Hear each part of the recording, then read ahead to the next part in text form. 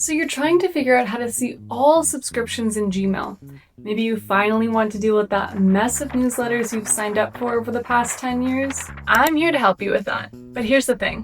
Gmail doesn't actually have that feature.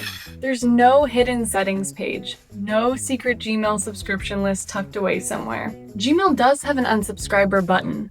You've probably seen it pop up next to marketing emails, and you can unsubscribe one by one, but it won't show you all of your subscriptions in one place. Can't pull up a list, scroll through, and decide what stays and what goes. If you want to manage email subscriptions natively on Gmail, your option is opening up each one and hunting for that tiny unsubscribe link that should be at the top, and sometimes it's not and it's at the bottom, or other times it's not there at all. With hundreds of subscriptions, that's hours of your life you're not getting back. There's also no way to see what you've unsubscribed from previously. This is why we built Clean Email. It has a ton of features for your inbox that Gmail doesn't offer, but my favorite is the unsubscriber feature. And you get exactly what Gmail won't give you: a complete email subscription list showing every single sender you ever subscribed to.